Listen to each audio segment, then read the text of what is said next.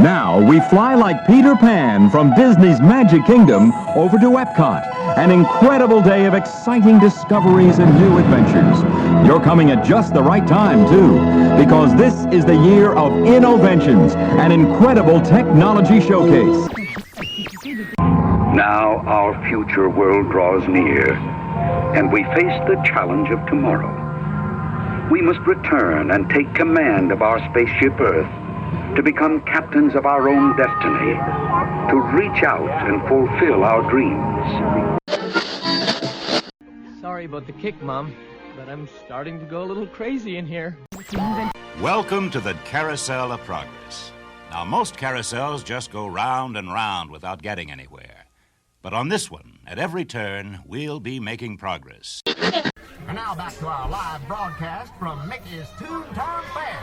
Here's our local pilot, Goofy, with his own Toon Country hit, the Solo Pilot Blues. WDW Radio, your information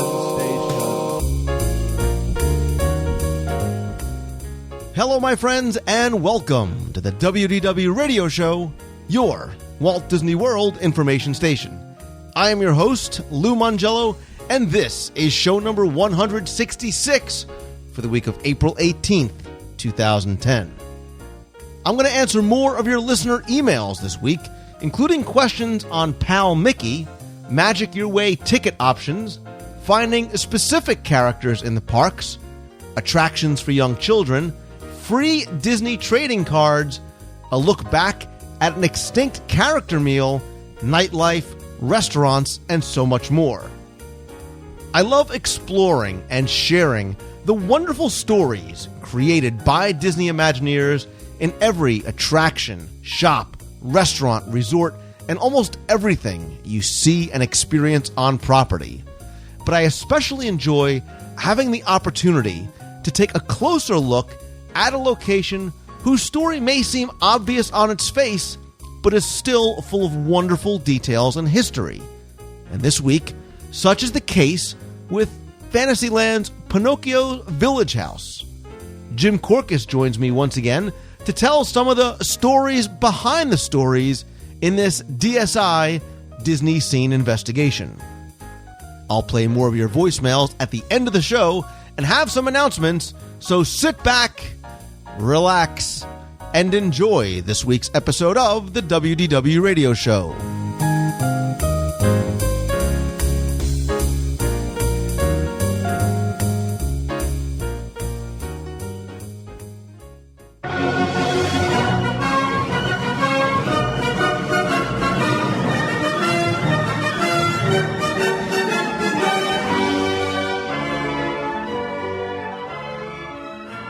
I've asked you since the very beginning to send in your listener questions, whether it's about vacation planning or history or trivia, anything at all, and you have not disappointed. However, I have disappointed because I haven't gotten to them as fast as I would like to. So once again, it's time to open up the inbox and answer some of your listener email questions. And back by popular demand, that being hers, is Becky Mankin from MEI and Mouse Fan Travel. Hi, Lou.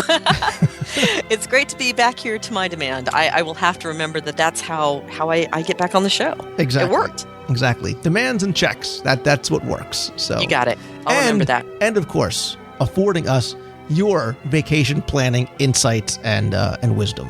You got it. So let's get back. We got to get right into it because we are so far behind. We have so many emails that I want to get to. And the first one is short and sweet. Insert easy joke there. It comes from Shannon, and she says, "Hey Lou, I know that Pal Mickey has been discontinued, but I'd still love to try and get one for my son for his first trip in 2010. Do you know if there are any more in the kingdom, or should I just start trying to get a deal on eBay? Thanks for your help, Shannon." All right, Shannon. So I've got some good news, and I've got some bad news. I'll give you the bad news first, because we sort of build up after that. Pal Mickey was discontinued back in October 2008. And for those of you who may not be familiar with what Pal Mickey he was a small, maybe 12-inch Mickey plush that had this little receiver and speaker in him, and he would interact with certain areas around the parks that would tell you about wait times or trivia and fun facts along the way. Now, he was discontinued, but here's the good news. If you are an owner of a Pal Mickey, or in your case, Shannon, if you are a lucky owner that can find one on eBay, no worries, because they still work inside the park. Disney has kept the technology still going. So Pal Mickey will know as you're walking around where you are as you explore all 4 of the theme parks, and he'll still be able to tell you show times, if one of your favorite characters is around, some of the wait times. He'll tell jokes, play different games, things like that. Love him or hate him, Pal Mickey still works. And I've seen a lot of people, Becky, still walking around with the Pal Mickeys either around their neck, on their backpacks, in their arms, hanging from their belt loop on a keychain. Yeah, I've seen people walk around with them, but quite honestly, more than anything, they've kind of been replaced by, I don't know, Motorola Droids, iPhones, which of course giving you a lot of the same information. But like you said, you can still get them on eBay. I've seen them out there, but I haven't seen them anywhere else. Yeah, and I think they're great for kids because maybe you don't want to give your 5-year-old an iPhone just yet, unless you're to upgrade to a 3GS and want to just give them the old one. But in the alternative, Pal Mickey is great. And they used to sell, I think they used to sell clothes for Pal Mickey. You were able to change his outfits and things like that too. So, but it's nice to know that the technology still keeps going forward. But yeah, great point about the technology that, especially for the Verizon phones with the new mobile magic and the things. And we can talk about that more on a separate show. So moving on, Larry Horton has a question. Becky, this one's a little bit more maybe up your alley, because Larry says, if I want to spend 4 days in the parks and 2 days in the water parks, and that's it, do I need a 4-day Magic Your Way plus ticket, water park fun, and more, or a 6-day Magic Your Way ticket plus water park fun and more? Oh, I love the easy questions. If you want to spend only 4 days in the 4 main theme parks and be able to park hop, get a 4-day park hopper, because that'll cover you 4 days in the parks, and then you get your water park fun and more option, which will cover your 2 days in the water parks. Right. Those water park 2 days do not have to be used on the same day, obviously, as a park day. That really is like a 6-day ticket. Correct. So, see, you didn't even need the abacus for this one, and there was math involved. Slam dunk. All right, so moving on to Martin in Abilene, Texas. He says, hey, Lou, I'm going to be heading to the world in May 2010 for my honeymoon, and my fiance is a huge Lion King and Simba fan. Other than the Festival of the Lion King show over at Animal Kingdom and, good catch here, Martin, the Circle of Life movie at Epcot, are there any other Lion King attractions or experiences that we can go to, such as character meet and greets, events, parades, etc.? Thank you for your help. Your show always brightens my day. That's the goal. And again, that's from Martin. All right, so Martin, you got the big ones out of the way. Festival of the Lion King, Circle of Life. Too bad Legend of the Lion King still not playing at the old PhilharMagic Theater. So, Becky, this is your test. Oh, geez. Come on. It's going to get me in trouble again. All right, here you go. Here's your test. I'm thinking Rafiki. Sorry, because I know Rafiki can be found at Animal Kingdom and on occasion at the Character Connection. And right, he can also be found. He can also be found. Planet Watch.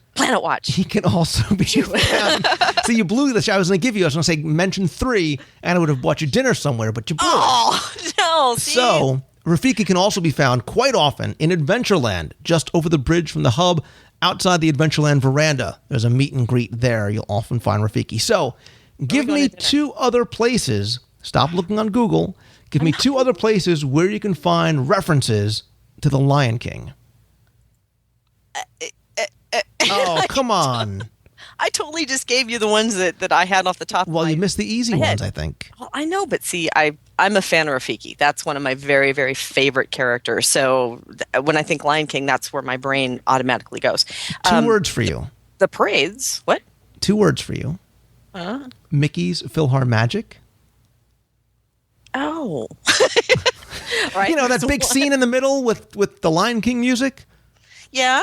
Okay. I do remember that part. That's a good Simba piece there. One more word for you. Phantasmic. You've got Lion King music. You've got Lion King characters. You've got the Tumble Monkeys on the barge. Indeed. Where are we going to dinner? One more. I've got one more for you. Okay. One would think characters, think Magic Kingdom. He's there every day, all day, like it or not. I was Walt. It's not the parade then, right? It's not a parade. Oh, dang. All right. See, It's a bird. It's a bird. It's a plane. It's what's his name?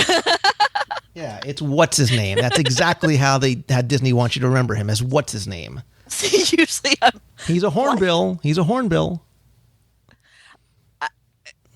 what is his name? Do you even like Disney? Seriously. Zazu is over at the Enchanted Tiki Room. I could see him. Under new management. I just couldn't say the name. All day, every day. I'm going back to bed. So, Martin, to somewhat answer, yes, there's plenty of character meet and greets. Certainly, when you go to Disney's Animal Kingdom, or even when you go to the Magic Kingdom, ask where you might find some Lion King characters you could also use. If you're a Verizon customer, might as well plug the mobile magic again, because you can find characters there. Mickey's PhilharMagic, Fantasmic, and you can go check out Zazu over at the Enchanted Tiki Room under new management.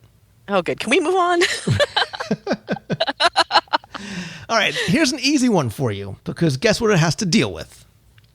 Yeah, food. Sean says, I have hopefully 2 quick questions for you and or Becky. First, my daughter will be 15 on our next trip, and we're trying to decide on what she can and cannot ride. The main things we disagree on are, I'm sorry, she's going to be 15 months. Excuse me. I was going to say 15. Wow. I think she can decide for herself. Excuse me. She's going to be 15 months on her next trip. The main things we disagree on are Pirates and the Mansion. I saw she can ride both, but my wife said no.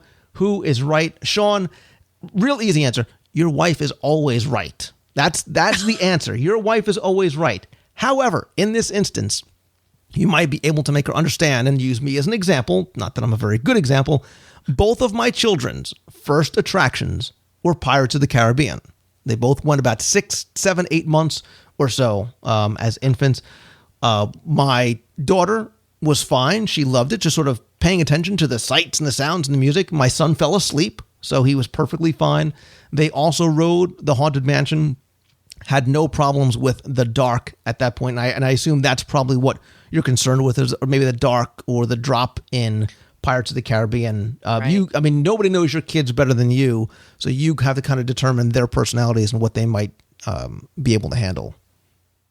Yeah, I completely agree. It completely depends on the individual child. If the dark is going to scare them, or like you said, I think the unexpected drop in Pirates might be something that's a little jarring, but at 15 months, they're still kind of, looking around and trying to figure out their atmosphere. So it totally depends on your family. And listen, for some people, the dark in those rides is a good thing for the 15-month-old, because it gets them out of the heat, it gets them out of the sun. Yeah. And like my son, he napped there. So here's your question, Becky. If somebody says to you, Becky, oh, my favorite travel provider, we're going to take our child on her first trip. She's 15 months. What do you think it should be? For us, it was like the ceremonial first ride. I will forever tell people my kids rode Pirates first, and I tell them every time we go, much to their dismay. What do you suggest as that ceremonial first ride for somebody bringing their young child? Just so you know. Wow. Think about this for a second. Your answer may potentially make or break a child's future, depending on how much they love or are scarred by the attraction. So, all right. Hey, mine was almost Matterhorn, but okay, I was 7, and the big, huge Yeti thing in there scared me. But for a really young child, you know what? The first thing that went to my brain, believe it or not, was it better Dumbo, not be Bug's hard. Life. That's all right. You're going to make me say it. That's a good question, Lou. That means I don't know. See, she's not using the interesting thing anymore, but that's what she's saying. Again, that's one of those things. It's a great question for you, because, you do have young children, which I have not. So I'm going to actually, here you go. I will save you. Yeah, I will post that question. It's a small on the world. blog. Ask people to come and comment either there or Twitter or Facebook or the forums and see what they think. Yeah. Perfect. If you want to scar them for life, it's a small world, because, then when you're like... I disagree. I wholeheartedly disagree. I think Small World is a great attraction to take them on first. It's very unassuming. It's very light. There's no scary things jumping out. All the animatronics are about the same size as your child, so it's not like there's these giant Yeti things popping out all over the place. Plus, you have Sherman Brothers music. That's very true. So, anything in the Fantasyland area. I mean, there's just so much. Wait a minute. Wait. What? Any Snow White's Scary Adventures? It's not all that scary. Really? The Witch? That scared you? It still Are scares you easily me. scared? No, I'm not. My name's Okay. not Tim Foster. Just so you know. That'd be great But to that hear what potentially people say can be about that one. scary. I mean, it's called Snow Yeah. White's Scary Adventures for a reason, not Snow White's, happy rainbow unicorn adventures for a reason. So, all right, Sean's next question, Becky, is hopefully more up your alley and less Thank you. opportunity to scar a child. What is the best character dining option not in the parks? Oh, my personal favorite, and I keep going back to it, is Chef Mickey's. I knew you were going to say it. I'm a you were going to say Chef fan. Mickey's. I'm a big fan of the characters there. I like the classics. And one of my very first visits to Walt Disney World, that was one of my very first meals that I had was at Chef Mickey's. And I love the music. I love the upbeat atmosphere. I love the characters. I love the whole, that's where I learned how to twirl a napkin and hit the people around you without scarring them. I mean, it really is a wonderful way to start off your vacation. Listen, you can't go wrong with Chef Mickey's, again, because you've got Mickey himself there. So Right. And that's certainly a no-brainer. There are some other options you might want to consider. Over at the Grand Floridian, you have 1900 Park Fair. At the Right. Beach Club, you have Cape May Cafe, which is I like the breakfast there because it often isn't very crowded. You get a lot of time with the characters who are all dressed for their day at the beach. Over at the Swan, there's also a character meal over at the Garden Grove, another one that's often overlooked. Think about things like Mickey's Backyard Barbecue over at Fort Wilderness. Breakfast, again, over at the Polynesian with Lilo and Stitch over at Ohana. And a couple of things to think of. Now, your daughter's 15 months, but just sort of sock this away for, 7 years from now. Over at the Grand Floridian, the Perfectly Princess Tea Party or the Wonderland Tea Party. Right. Are nice too. And listen, princes can go too. Princes and princesses are allowed to go. So, but yeah, Chef Mickey's is a great choice. Yeah, it's certainly. the staple. Very For me, much it's so. the staple. All right, moving on. This question comes all the way from Portsmouth, England, and it's from Kara Richards. She says, Lou, I am looking forward to our next trip to Walt Disney World, and I enjoy collecting all the freebies that can be found around the parks. Fast passes, flyers, maps, etc. Love this question. I was browsing the web this morning and read something about the Walt Disney World transportation collector cards for the monorail, buses, and the ferry boats. Do you still know if Disney hands these out? They sound like a fun thing to do to keep as a souvenir, but not sure if this information is old or out of date. I know my husband and I would have a blast collecting these during our next trip. Thanks so much, Kara. Kara, so good that you found this out because this is one of those overlooked pieces of hidden treasures and unadvertised magic in Walt Disney World. And again, they are free. Becky, of course you know about the transportation collector's cards. You know what? I do. Because a friend of mine introduced me to them about a year ago, I think, when somebody stopped and asked one of the boat folks, the ferry boat guys, if they had a card, and in fact he did. And I kind of sat there and went, "What the heck is this?" Much like you said, another one of those overlooked. You don't know that extra magic is there for the taking, and you basically just have to stop and ask. Yeah, and like you said, they do come. They are free, and they are related to all the different modes of transportation. So there are 3 different ones for the buses, 3 for the watercraft. You have to get them on the ferry boat, the motor launches, and the motor cruiser. And there's obviously the 12 monorail-based cards. Now, I don't know how that may have changed since the new monorail is put in service. You can't buy them. They're not available in a store. You have to actually go and ride that mode of transportation and ask your driver or your pilot or your skipper for one of the trading cards. Not all of them may have it. Getting the entire set is going to be definitely a challenge, but I think a fun challenge. But again, there's 18 of them, and certainly if you use the free transportation system, it's another thing to sort of go out and look for and get, and to trade with people too. I'm sure you can find people to trade them. Oh, yeah. I love this type of stuff. Absolutely. And the other thing too is obviously each card is different. There's a picture of each mode of transportation on the front, a different name on the front, and on the back, right up Blues Alleys, lots of little trivia and fun facts. Cool. So very cool. Yeah, great question. Again, little hidden treasure right there, the transportation cards. Next question, not from England, this time from Australia, all the way from down under. This is from Vicky, who says, "Hey Lou and Becky, love your show. Been listening from the beginning. My husband and I have been to Walt Disney World 3 times now and are planning on coming back next year. We're bringing our friends who have never been before. In fact, they've never even left Australia. Wow. We are celebrating both of our 25th wedding anniversaries. Awesome. And both guys will be 50 next year. So I have 3 questions. We'll take these one at a time. First, we're trying to decide between the Beach Club and the Wilderness Lodge. We've stayed at Animal Kingdom and Port Orleans before. We're not going to have a car because driving on the wrong side of the road is too stressful. Good planning. What do you suggest in light of the fact that our friends have never been before? Beach Club or Wilderness Lodge? These are my 2 favorites. These are my top 2 in that order. You know, and I have to say, I have become quite fond of Beach Club, especially if you're going to spend a lot of time at Epcot. And if you don't have a car, because you've got the boat transportation that can take you over to the studios and to Epcot, or you can easily walk to Epcot. You can go through Epcot and grab the monorail to go to Magic Kingdom if you want, or there's the bus transportation. If you're going to center your time around the Epcot area, Beach Club would be my first choice.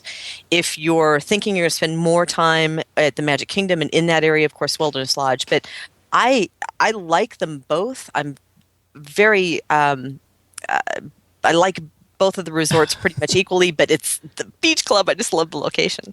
Look, this is a really tough one, and I could certainly argue for both. You know, you said you're going in December. I think there's something about Wilderness Lodge with the holiday decorations and the feel that you get there and the warm, roaring fireplace. Beach Club, location. Love the amenities. Love the fact that you're on the beach. You can walk pretty much everywhere. Wilderness Lodge, the only thing about it is that you are somewhat more removed from the rest of property. So you are going to spend a little bit more time on Walt Disney World transportation, which will give you a chance to collect all the cards. But while I love the ride to the Magic Kingdom via boat, and I think that's an attraction in and of itself, it's a beautiful thing, just keep that in mind. And if time becomes an issue, that's something you might want to think about. Yeah, another thing too, though, is that if they do stay at Beach Club, they can go celebrate those wonderful anniversaries by getting a kitchen sink at Beaches and Cream. Look at, and I'm the guy that gets the bad reputation about bringing everything back to food. Hey, we haven't done that in a while, so I had to try. We have time. She's getting to question 3. All right, question 2 says, we used to love the Adventurers Club, don't we all, Kunkaloosh? But we were wondering about jelly rolls. What is it, and would you recommend it? Okay, so this will tie in to location. Jelly Rolls is a dueling piano bar located on the boardwalk side of the promenade of Crescent Lake. It opens about 9 o'clock every night. There is a cover charge. It is 21 and older, but it's a great, fun time. If you're looking to go and spend some time, do a little singing along with the guys who are incredibly talented. They know, literally, Becky, every song there is to know at the piano bar. Really one of the best ways to spend an evening over in Walt Disney World. I highly recommend going to check out Jelly Rolls. Well, I know that this is going to come to as no surprise to you, but I still have never been to Jelly Rolls. So I know. Hopefully this spring I might be able to step in there. So we'll see if we can work it into the schedule so I can agree with you. Yeah, it's a lot of fun. And what you can do, Vicky, is maybe go to eat somewhere on the boardwalk or on the Yacht and Beach Club. Go to Yachtsman Steakhouse or even somewhere at the Swan and Dolphin. Love Il Molino, by the way. Spend some time, wander the promenade. There's always a lot of entertainment out on the boardwalk. Then make your way over to Jelly Rolls and spend your evening that way. So this question, Becky, is all you all the time. Because she says we have to have a food question. She loves Chico and the flying fish. As an aside, love flying fish. But this time we thought we would try something else as well. We've never been to California Grill. Oh, yes. No need to wax poetic. They're already going. Sorry. She just wants to know, what time should we book in order to see the fireworks? Well, if it's you and I, you go at 5:30, eat one of everything till the fireworks, or the kitchen runs out of food. That's pretty much how we did it. She's pretty much, I think she's probably smarter than we are. So I would try, if you can, for around 7:30. You might not get a window table, but you can view, from the balcony. Around 7:30 for me, and the rate that I normally eat when I'm not with you, works out beautifully for dessert to come right up on that wonderful time that the fireworks go out. The beautiful thing about California Grills, they don't rush you. You can pretty much kind of really enjoy the courses and the food, and then of course see the fireworks. But another great thing is that if you do prefer to eat earlier, you can always return for fireworks, show your receipt at the desk, and then they'll let you go up and view it from the balcony. Great tip. Great point. And Vicki, it sounds like you have a wonderful, wonderful anniversary coming up this year. So enjoy. Oh, yeah. So, Becky, it's International Day here at WDW Radio because the next email also comes from the UK. Hola. Did you say hola? Yes, I did. They don't say hola necessarily in the UK, but that's all right. We're going to move on because Emma Godbold has a question. She says, "Hey, Lou, I've just logged on to buy the next audio guide CD and thought I'd drop you a line. First, I want to say a big thank you for everything you do, running the site, podcast, daily diary, all the Twitter and Facebook updates, Celebrations Magazine, the monthly meets, etc., etc., etc. All these make it easier for us fans in the UK, where we don't say hola, to survive until our next trip. Which are sadly and enviously not as frequent as our fellow Disney nuts in the States. Seeing you as consistently and tirelessly fill our heads with Disney trivia, I hope that's in a good way, I thought it'd be nice for me to ask a little Lou trivia question or two, and I'm so frightened. Would that be okay? I guess it is, because I've already started reading. The first is an obvious one. If you could meet Walt, what would you say to him? What would you say to him? What would I say to him? Wow. Wow, you look great. You look phenomenal. What would I say to Walt? Wow. Where do you start? Where do you start? How much time do I have, Emma? You know what I would say to Walt? It's very simple. I know my answer. In all seriousness, I would say thank you, and I would shake his hand, and I might even give him a hug. You just stole my 2-word easy answer, because, for me, after totally making a fool of myself, gushing about how the, world he created has impacted my life and influenced my business philosophy and so on and so on and so on, it really does come down to just, reaching your hand out to this guy to say, not only thank you for creating this, but for having the guts and the ambition and the vision to create this thing that we are, so gaga about. Listen, I was able to stop myself from getting all weepy, but you're right. I mean, for me and for you, and I think for a lot of people listening, you may never have met the man, but Walt Disney changed my life. Yeah. I'm doing what I'm doing because of what he believed in and what he created and his philosophy and his ideals, and it has helped shape me as a person and my entire family. So I will move on and just say thank you. And, oh, by the way, can you carry my book in the parks? The second question is, listen, as long as I got an audience with him, I might as well ask. The second question is this. How do you do it all? I find I don't have enough time just looking after myself, my partner, and my cats. How do you organize your time to get everything done and still be a family man? My mom will be over in a couple of weeks taking a long overdue Disney break following a period of illness. No better place to celebrate. And she's hoping to come to a meet. And she knows what a massive fan I am, hoping to say hello to you on my behalf. Fingers crossed that she gets to finally meet Mr. Mangello. Keep up the good work, Lou, and thanks for everything. Emma, I hope to meet you and your mom. That would be my pleasure. But how do I organize my time to get everything done and still be a great family man? That's the secret, isn't it? Wow. Lack of sleep is definitely... Listen, I will say this. Family first. I always put family first. But, Emma, I am passionate about what I do. This is what charges me up. This is what gives me reason to get up every day and move forward. And see, I get excited when I talk about this and when I get to share something that I love so very much in this manner. Sleep is an inconvenience. And juggling sometimes is tough. Mm-hmm. Juggling is definitely tough, but you do what you got to do to get it done and to have fun, to keep moving forward because life is too short. So thank you for listening and for supporting that way. And Becky's a big help too. Yada yada. Well, thank you. No, I was going to say, just imagine when they do finally figure out cloning technology, you will be able to rule the world. Just make me all I ask. Just make me taller, smarter, and better looking, and clone me to your heart's content, so I can juggle all the stuff that I have. Because I have so many ideas, and just time is my enemy. Time is my enemy. If I had more time, I'd be rolling out a lot more stuff, but stay tuned anyway.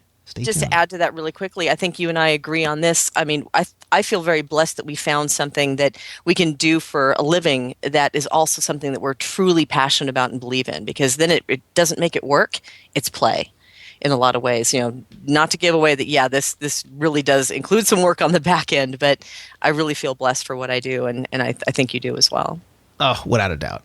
So much better than practicing law or doing IT stuff. Anyway, moving on, back to the States. This time it's from Denver, Colorado, and it's from Stephanie Murphy. They don't say, well, I'm sure some people say Hola in Colorado, but they say...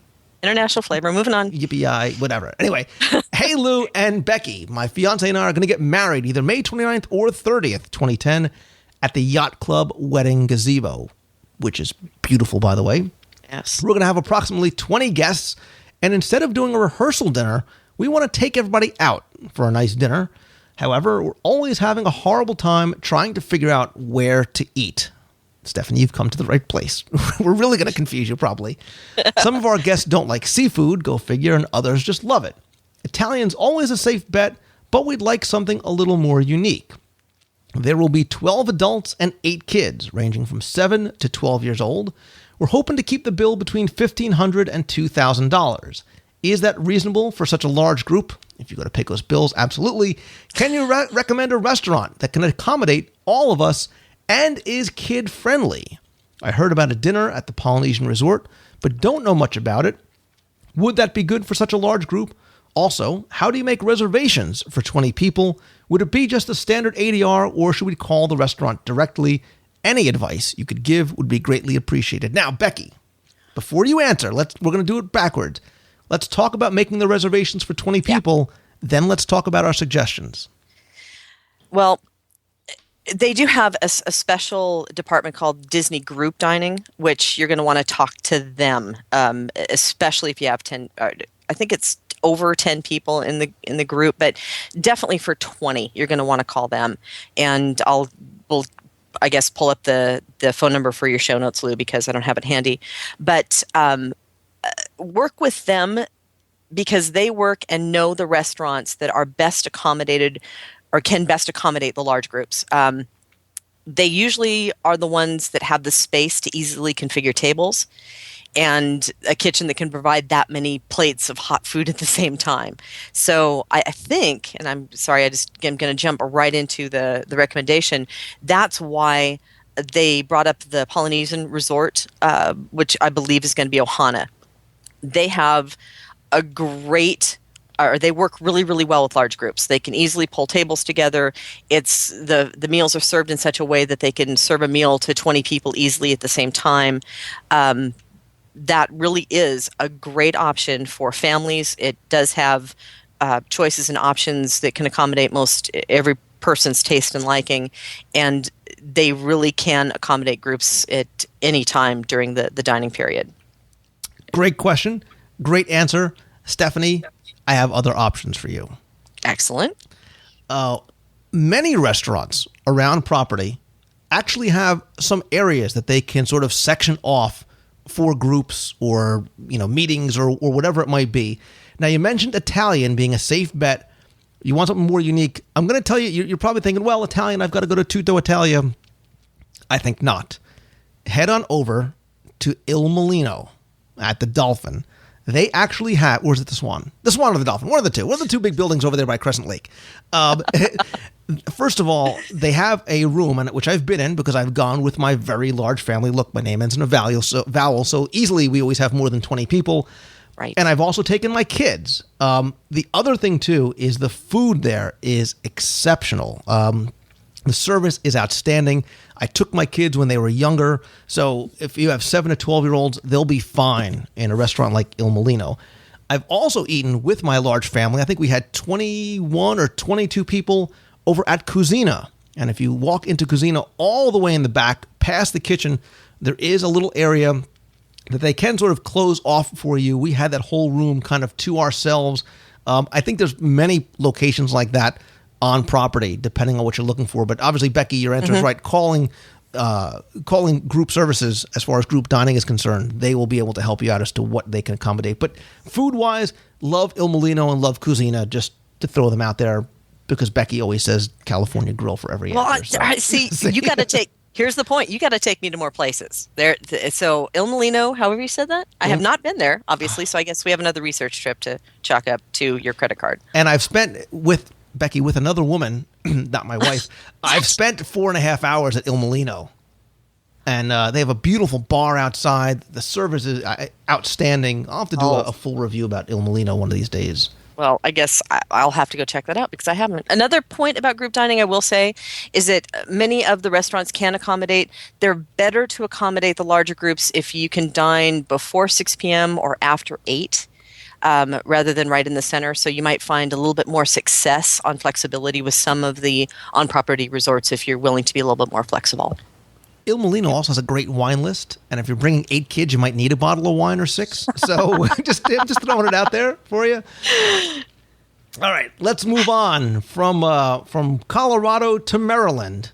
No, Hola is not the official greeting of Potomac, Maryland either.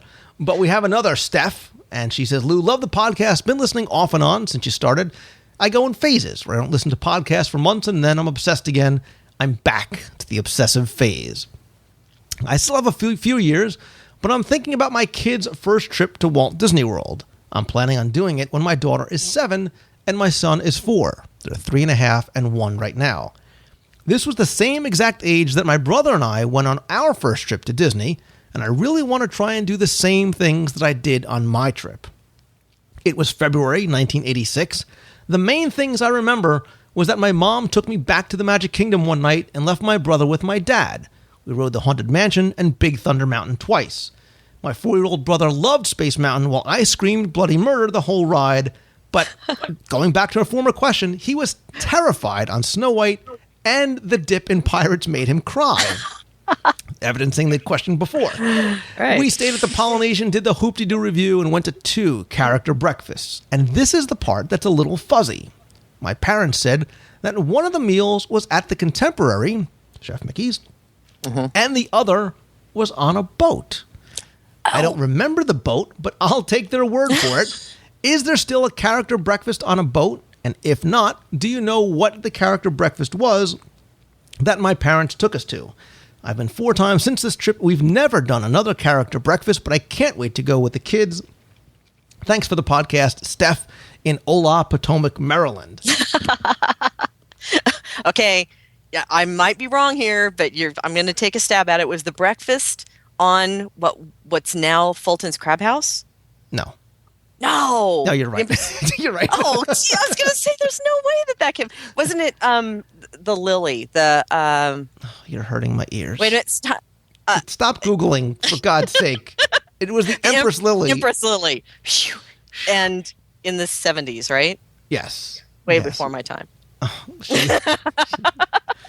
Yeah, the Empress Lily was actually the very first character breakfast. It was known as Disney's Character Breakfast. This was in the late 70s. She was built in 76. She was about 220 feet long. She opened in 77. Right, Star Wars and Character Breakfast at Empress Lily. How could you possibly go wrong? And yes, it was. She was named after Walt Disney's widow, Lillian. Hence the name Empress Lily. She had the paddle wheel in the back that actually used to turn, doesn't turn anymore. I actually did a DSI with Jim Corcus about the Empress Lily, because it was a really, really unique dining experience. They had multiple rooms inside where you could dine in, each sort of themed a little differently, like there was the steerman's quarters and whatnot. Go back to show 123, which was June 14th of 2009, and you'll hear us talk at length all about the Lily and the breakfasts and all the different meals you can have in there. Really, I remember that as well, and still have in storage in New Jersey somewhere my pennant and my certificate. They gave you a certificate when you had breakfast, which was beautiful, of a picture of the Empress Lily on the water, and it was surrounded by pictures of classic Disney animated characters, and it was signed by Mickey Mouse. Oh, that's cool. There you go. I'm just impressed that I remembered this from one. I remember we had a question several shows back, and it's like, yes, I'm happy now. All right. Well, we're going to do one last quick question before we run out of time, because this one says, "Hey, Lou and Becky." Yes. I have to bring somebody else on to do emails, just so you know. Wait. No, I'm hoping I'll that tell you you what. Hold on. I'll do the top 10, and Tim can come do this for a week. Emails with Becky continues, as I'm hoping you can help me with this semi-hypothetical question.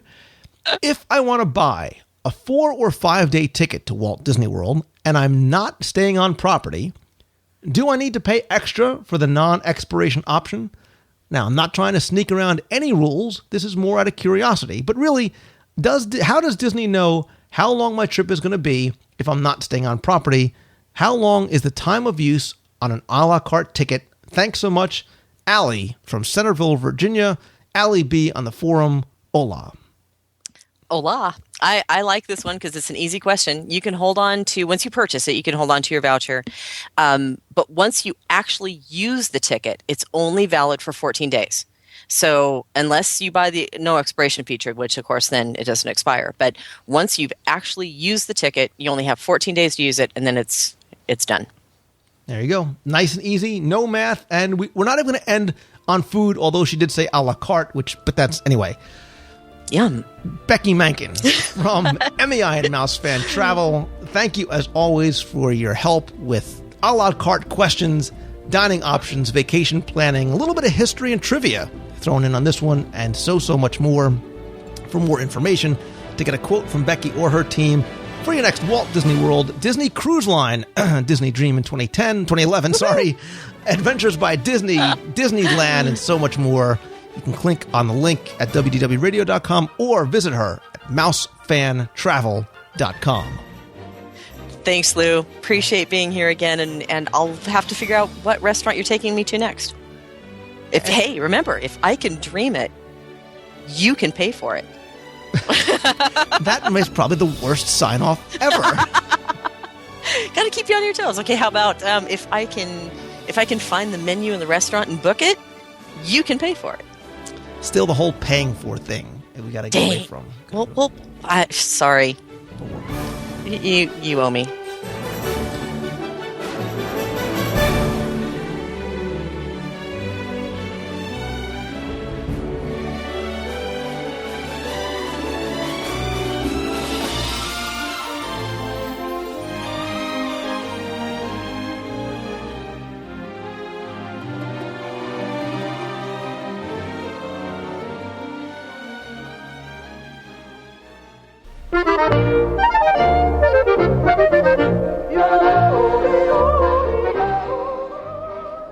I've said in the past that while working on my audio guide to Walt Disney World CD tours of the different lands of the Magic Kingdom so far, it's been so much fun researching and investigating and exploring so many of the stories and the details and the fun facts and some of the little secrets that the Magic Kingdom has to offer.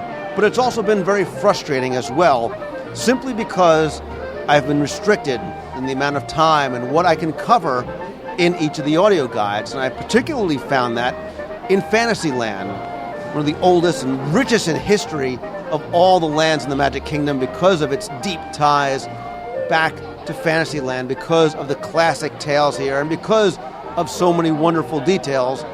I hated to be constrained by time, and I found that in so many different areas as well. One in particular was not necessarily an attraction or a show where I would have to go back and go through its history and as well as the history of the current attractions, but in a restaurant and a dining location here, and that's Pinocchio Village House. And you'd say, well, okay, it's a restaurant, it's a counter service place, it's been the same way since day one. Lou, what could you possibly have to talk about a restaurant that hasn't really changed very much? Believe it or not, there's a lot, because there's a very deep and detailed story here, which I only could gloss over, not only because of time constraints, but because there were so many questions that I didn't have the answer to. And so who do we turn to when that happens? Jim Korkis, Disney historian, expert, researcher, and writer extraordinaire, and of course, good friend and friend of the show, and writer and contributor for Celebrations magazine. Jim, welcome back. Well, the things I do to get a free meal. But again, I admit it's my own fault. I was standing by the entranceway to one of the on-ramps for I-4 with a little sign, "We'll tell Disney history for food." Lou happened to be driving by. I see food, the rest is history. And listen, we're at Pinocchio Village House, so you're a cheap date. We're not, fortunately, telling the story of Victoria and Albert just yet. Oh, by the way, I've got some great stories for that. No, one of the great things about the Disney theme parks is the fact that they are a theme park, and theme relates to story, and in the beginning, especially the beginning of Disneyland and also the beginning of Magic Kingdom over here, there was great attention to detail in terms of telling that story. Fantasyland alone was Walt's version of It's a Small World. Fantasyland was supposed to represent the entire world. That's why you had Snow White from Germany and Peter Pan from the UK, and here we have Pinocchios, from Italy. And this was really not the Fantasyland that was originally supposed to be here at the Magic Kingdom. They were talking about doing a Headless Horseman ride where Mr. Toad was, and a Cinderella ride where Snow White was, and a Mary Poppins ride where Peter Pan was, where you'd ride in an upside-down umbrella over London. But it all came down to, by golly, we need to save money so that this comes in within budget. And gosh darn those Imagineers, it actually cost more because they wanted to improve the ride. So instead of just duplicating Mr. Toad, you had a double track. Here, Peter Pan's ride, much larger. But something that's very unique and people, just pass by very quickly is Pinocchio's Village House here. Yes, just another merchandise location, and yes, there seems to be some artsy little details and over here, but there's really no story. There's quite an elaborate story. Pinocchio is one of my very favorite Disney animated films, and Lou and I were talking a little earlier that even though this takes place in Italy, there seems to be a lot of German influence, including the fact it's called Pinocchio's Village House, Haus, which is a German word. Well, one of the concept artists for Pinocchio was Gustav Tengren, and he brought that German sensibility not only to Snow White but to Pinocchio as well. And when you take a look at the restaurant from the outside, it seems to be divided into different little shops or different little houses. And the reason for that, and very few of us will ever get this opportunity, if you look from above on Pinocchio's Village House, it's the exact same look and the exact same scene as the opening of the animated film Pinocchio, when you have that multi-plane shot and you're going into Geppetto's village for the first time. You get that it was designed that. How many people are going to see that? And yet they designed it that way. When the Skyway was here, we might have had a better view. I never thought about that. Wait a minute. There's no way I taught Jim, mark this day down.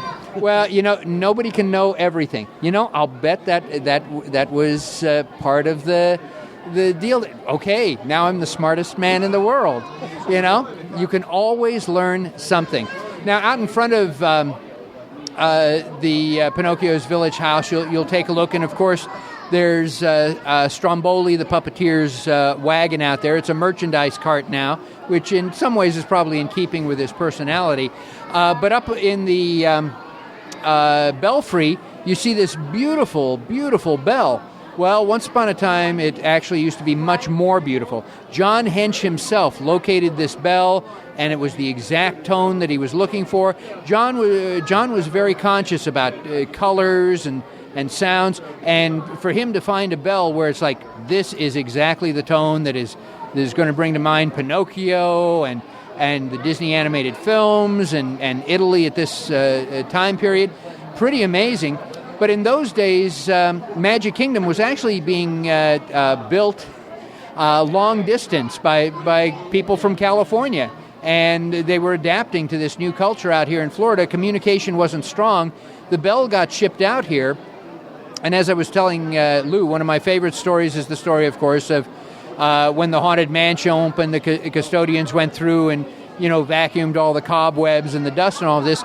This is a similar story. The bell came out here, and somebody took a look at it and said, there's a dent in the side, and it's a little rusty. That's not Disney quality. So they hammered out the dent, they polished off all the rust, and sure enough, when John Hench flew out to hear the bell, did not have that same tone. And, of course, there was no way of bringing it back to that, and so now the bell doesn't ring. You have the audio track announcing that. But as we said, Stromboli's wagon was out there, and if you go directly from Stromboli's wagon, you see there's an outside staircase that leads in. You can go up that staircase. There's also an interior one, and you come in, and there's this long, thin section where there's barely enough room for a single table and chairs, and you think, for crying out loud, if Disney's going to build a balcony, it's going to be something like Columbia Harbor House or whatever, so that you have more room. No, the reason for that is you're in Stromboli's room. It'll say so on the side of the wall there. That little thin area is the catwalk where the puppeteer would be, and he would drop the marionettes down. And if you're not sure, then look directly across, and you'll see the faux stained glass windows, and you'll see the marionettes on their strings, the long windows hanging down. So this room was dedicated to Stromboli the puppeteer and was designed as an outdoor puppet theater. And I think that's why there was always so much confusion when you came in and you came through this main dining area. When you looked at the counters where you would order, if you looked up, you had faux skylights with fake sunlight coming in, and clearly what purports to be an outdoor area where you're eating. You see from the glass and you see from the facade. So now we understand why you really aren't inside when you're in this main room. Absolutely, and that would happen. Some of you have gone and seen puppet shows at parks and all of that, and so you'd go out to that outdoor food court. Although this is a little bit more permanent location. If you look closely, you'll see a little roof, shingles, and all of that above that. So that's a little bit more permanent. But so obviously this was done for more than puppet shows. Probably there were other theater presentations or celebrations here. But that's part of the story. And as you're familiar, each room is dedicated to a particular Disney character. And one of the rooms is dedicated to Cleo, the fish. Now, when you go into that room, follow Cleo, because on each panel, she's moving. She's moving. And where is she moving? She's moving to the end of the room where it dead ends in that glass where you can look out and see It's a Small World, because she's still trapped in her fishbowl. Absolutely. Another Jim Korkis aha moment. When you say it, it makes complete and utter sense. But for all of us who've been here 100 times, you would never necessarily pick that up. And there's really not a room that's specifically dedicated to Geppetto, so that's why in that Cleo room there, you'll see some of those cuckoo clocks and all that Geppetto would work in, because the fishbowl is in that area of his workshop, and so you've got some elements for that. But Lou, there was something in here also that confused you. What was that?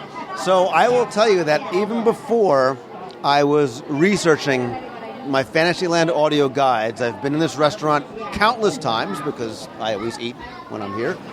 And there are two, they almost look like they're like porcelain-looking structures, four-sided structures up against walls with beautiful tile work on them. And then, of course, I would go up to cast members because there's no doors, there's nothing to see about them. They're just sort of innocuous on the side. And I would ask cast members if they knew what they were. And I got everything from a glossed-over look on the face to cast members who would run away in fear, trying to get their managers. No one has known the answer. And again, that's the, come on, Lou, just go ride the rides and be done with it. And I finally thought to ask Jim Korkis, who, surprise, surprise, knew the very simple answer. They're ovens, and they're authentic ovens. They're actually German ovens, and in the bottom you would put coal and wood, and generally they were bakery ovens, so you're not going to make huge things of meat and all of that, but usually bread, that type of thing. They're both authentic. They both still work. I don't think anybody has ever nobody knows what they are. Nobody's attempted, but to the best of my knowledge, even people who knew what they were never operated them. But they were purchased. They're authentic, and they do work. But again, this just points up the sadness of how many stories are already being lost in these areas, that there really are not documentation videos for the areas. They're really not documentation booklets or magazines for that. I was talking with Lou about that earlier, and there's two reasons for that. One, of course, is storing all of that material. Back a few years ago, when every Disney department had to be revenue producing, if you couldn't produce more revenue, you looked to cut back on what you were spending. And so one of the first things that went, and this was very true even in Imagineering, was documentation that was stored. So you shred that, you got rid of that because you were paying money to keep that in storage. Now, not everything was destroyed. What was saved was oftentimes paint swatches, things like that, in case you had to repaint an area. But the story behind some of these things, gone. And the other reason why there's no documentation is literally goes back to the Disney Animation Studio. If you started there as a new animator and you had a problem or you had a question about a film, somebody would say, well, why don't you go talk to Iworks? Why don't you go talk to Les Clark? They worked on that film. They can explain that for you. And it didn't occur to anybody that some of these people would never be around to answer it. They were always there to answer those questions, and you were always looking forward. You were never looking back. And as a result, we've lost, so many of those stories. And that's true of the locations in the park, too. And as a result, things get removed, things get changed, and it affects the story, and sometimes affects the story in a negative way. But how can I blame people if they don't know what the story is? Exactly. And speaking of story, you mentioned the rooms here. This is a place that, again, much like we've talked about in the past, places like Pecos Bill's, you might eat in the Monstro room, you might eat in the Clio room, but while you're here, take some time and wander around, because this really does tell the story. It recreates a story in beautiful murals throughout each of the rooms and in the hallways of Pinocchio, from beginning to end, in pictures and in words, and it's just so well done. And I hate seeing sometimes people running in and running out without appreciating the story behind the story. And again, I'm not a hard nose where I don't like any change whatsoever. Some change is good and for the better. I enjoy having Captain Jack Sparrow introduced into Pirates of the Caribbean. I thought that was tremendously well done. One of the changes that happened here at Pinocchio's Village House, which I think was very good, is they've changed the menu now, so it's now Italian themed. So, of course, that's what Pinocchio would have. It's from Italy. You would have those things. Of course, to raise my grumpy old man cane and vent, one of the things that's missing from here now, of course, is Figaro fries. And poor Lou here, I found, has never had Figaro fries. So one of you listeners out there, one of these days, you're going to have to, corner him and make some Figaro fries for him, because he had no clue what that is. And it was one of those little hidden treasures that, some of us Disney fans have, when we visit the park. Oh, yes, if you go here, you can have this, and it's only here. But on the whole, I think transforming to an Italian menu helps with the story here. I absolutely agree. And just for anybody that is interested in making me Figaro fries, I'm not going to put up much of a fight. I don't think you would either. But again, a great quick look at something that certainly should be much better appreciated, not just by listening about it, but by walking around and seeing it for yourself and experiencing it for yourself beyond just the Italian menu. Well, I definitely think I've earned my meal today, and I've especially earned it if those of you who are listening will realize that it's not just the attractions that have stories. Many of the merchandise locations, many of the restaurants, and they have stories as well. And it's a wonderful thing to go out and discover those and find little ahas and share those with your family and friends. And I hope some of what we've shared today, you'll go out and share the stories, keep them alive. Well, and that's why I appreciate so much you coming on, because you, more so than anybody else, knows those stories. You get it from the Imagineers themselves, people like a Blaine Gibson or a John Hentz that worked on these things. And you are doing us a service by passing them on. And I'm hoping that through the show and through some of the other things that I do and that you do, your wonderful stories that you write for Celebrations Magazine, more people will finally get to hear them and will hopefully pass them on. Don't keep them a secret for yourself. Pass them on as you tour people through the parks or write about them, and credit Jim as the person that passed them along to you, because they should be told and they should be shared, because it will enhance everybody's experience every time they come to the parks. And if Robert Iger is listening, if you want to buy me dessert sometime, I'll be more than happy. It doesn't have to be Victoria and Albert's. All it is chocolate. Got to be chocolate. I will be more than happy to tell you some of these stories. Thank you very much, Lou, for having me again. Thank you, Jim.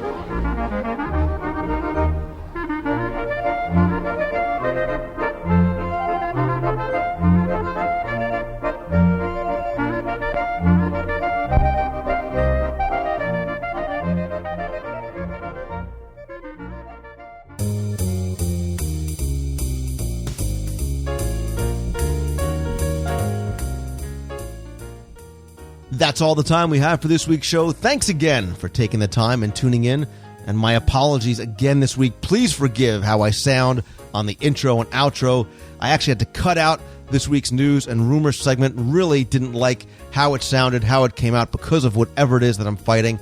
I promise I will bring it back next week, talk about the latest news and a couple of rumors that I've been working on over the past few weeks. Be sure to visit the website over at WDWradio.com. There you can not only comment on this week or any of the past week's show notes, but you can find the latest videos, including the interview I did with Ridley Pearson from Walt Disney World last week, as well as new videos coming soon.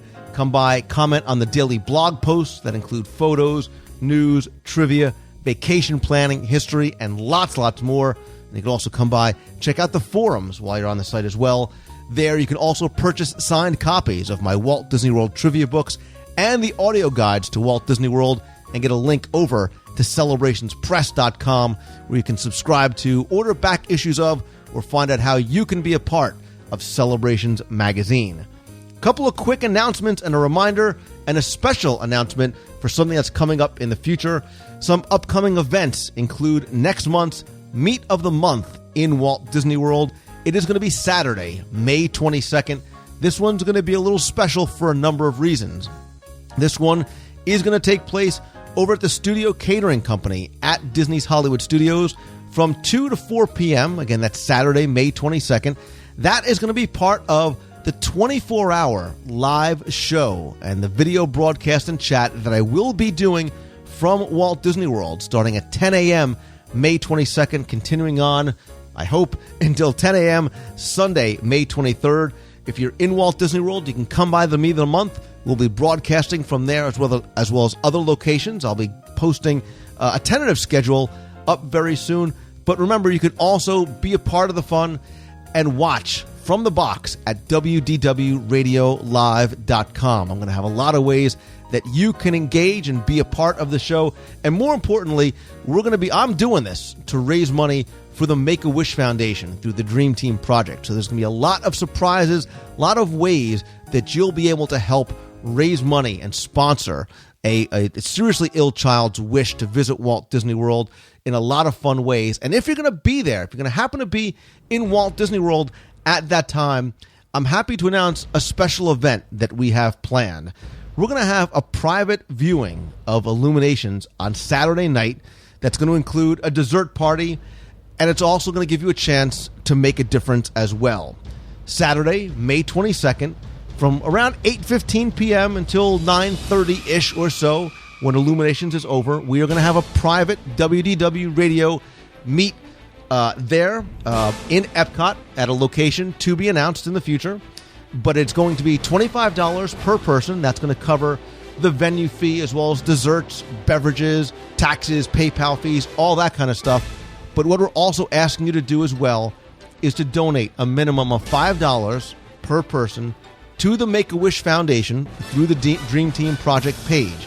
For more information as to how you can be involved, how you can join us at this really fun special event, and again, that we're holding really to benefit a good cause, I'll put a link in this week's show notes where you can go on over to Mouse Fan Travel. There you can purchase tickets.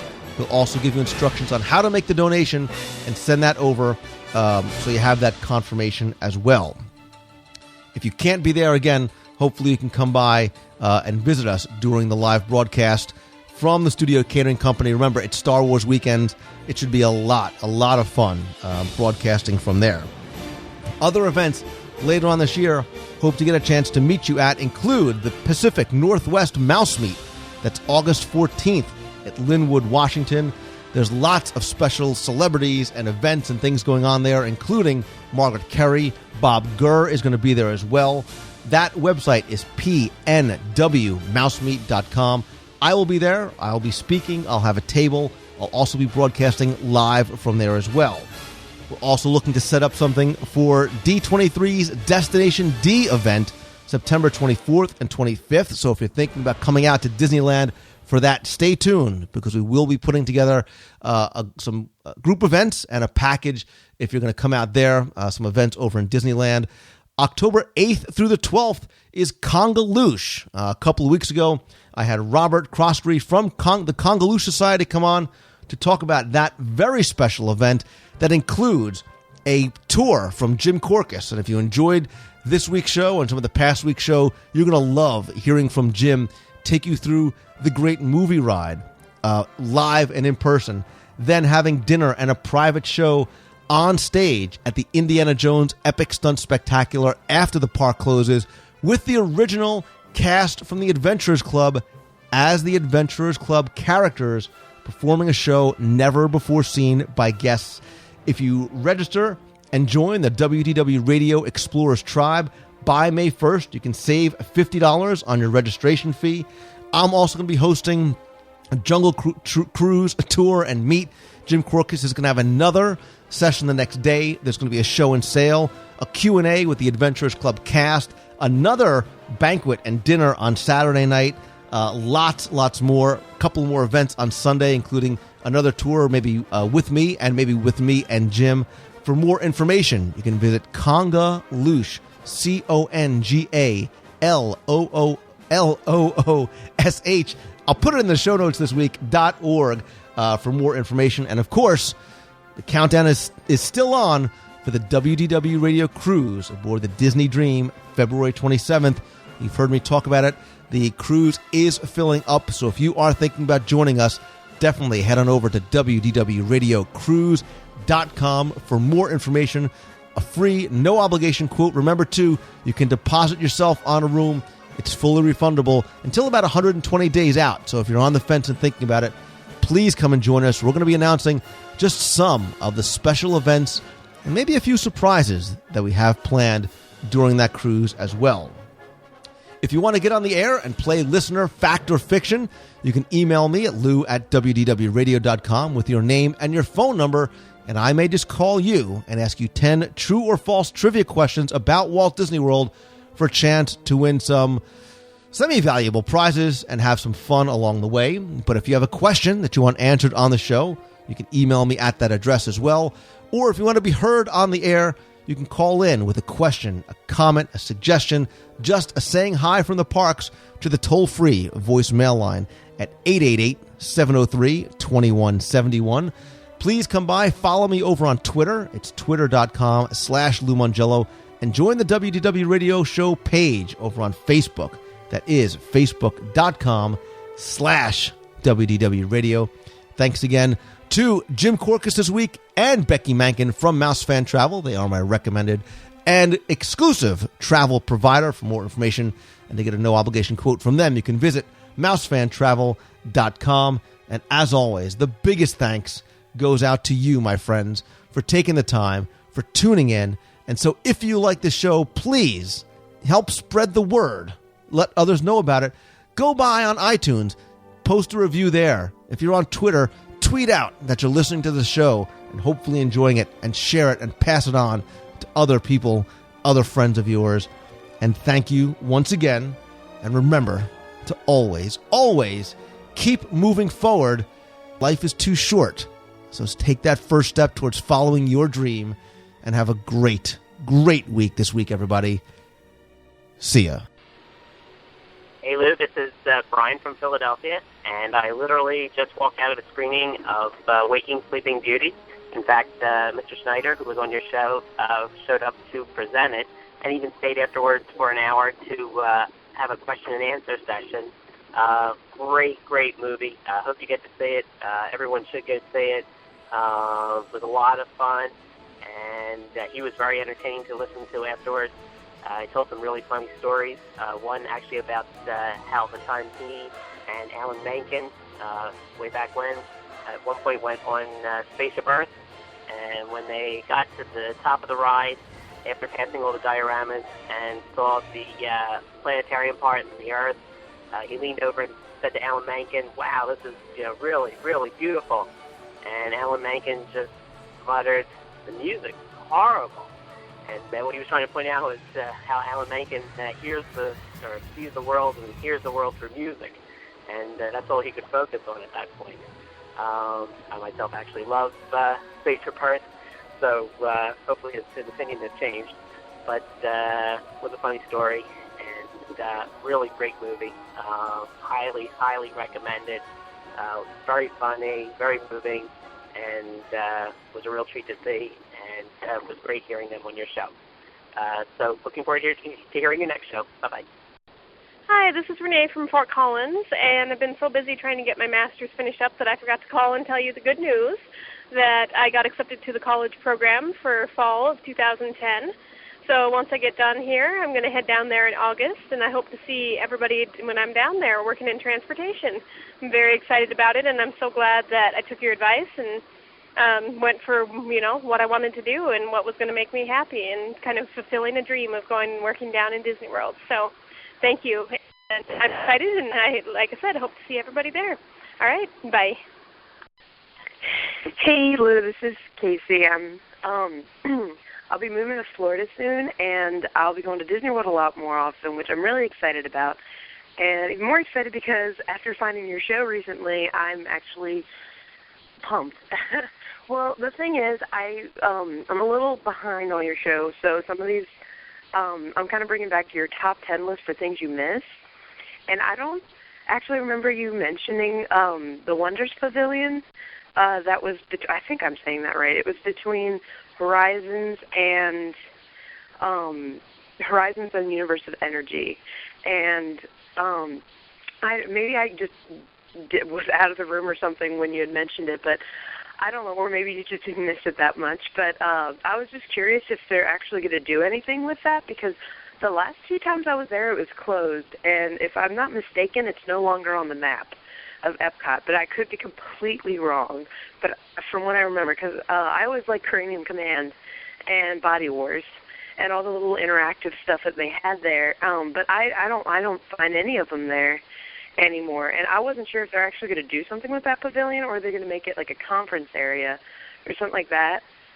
And like I don't know. And I'm sorry to trail off, and then the Millennium Village, that was, I think, in Epcot between Canada and the UK for like a year around 2000. Like, I noticed it's still there, but it's nothing to do there. So I was curious what that was. Sorry for 2 questions, but yeah, I just want to say I love your show, and I love listening to it. I listen to it when I'm at work, and yeah, have a good day. Hi, Lou. My name is Brandolyn Hanson from Utah, and I'm in California right now. We flew in this morning, and we're going to the Disney Archives. So that's really cool for me. Bye.